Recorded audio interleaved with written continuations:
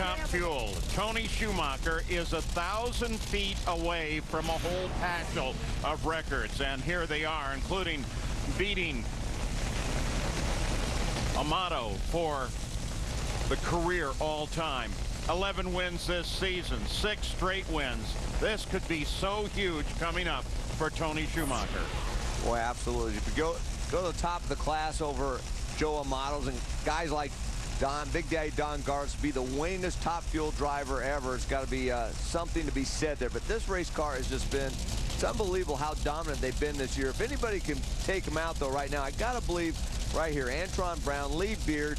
I mean, they have a very good operation over there. They don't have lane choice. They're in that left-hand lane, but it seems like the teams are kind of moving towards the inside and getting off the starting line. If they get off the starting line, I think the track's probably about just as good as the right lane. Let's see what happens. And these two are first and second in the points. He's done it, Tony Shoemaker. A 388, 317, all of those records fall. Tony Shoemaker is now the winningest driver in the history of Top Fuel Dragster.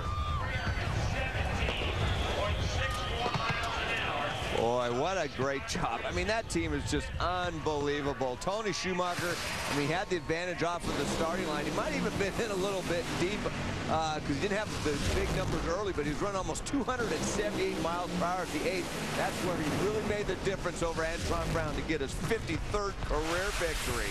And Dave Reef, 317, the fastest run at 1,000 feet. And backed up by the U.S. Army, his Army crew. Amazingly, this may have been among the quietest celebrations this team has had.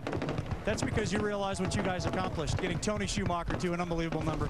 Well, you know, yeah, it was definitely exciting, but I couldn't see the light. I couldn't see the win light. I didn't know if we won or not, you know, but yeah, it's 7 races in a row is hard to do. I'm telling you, you got to have some breaks, and you can't have anything go against you. You know, obviously we didn't start this race off the way we wanted to in qualifying, but you know, we collected it together and got done today. So we'll tip our hat to you too. Your 75th win as a Top Fuel crew chief as we head down to the far end. The very happy Tony Shoemaker. Tony Shoemaker, when did you start to realize that you had an opportunity to surpass Joe Amato as the winningest driver ever in NHRA Top Fuel history? Well, that's a good question. A couple years ago, we were getting close. Beginning of this year, we figured in a couple of years we'd be right up there. But so would Dixon. You know, both of us were doing great. And I think what an opportunity to have with Alan Johnson, with the 9 guys that work on that Army car. You know, it's kind of, we were talking about it earlier, man. That's both of us had Valvoline power in our car, man. It's kicking butt. And, you know, the thing went fast. And you look at the situations, and I've watched movies about baseball players, you know, and this guy in, you know, 64, I think it was, and it's so inspirational to know that those goals are out there and you got a team capable of doing it.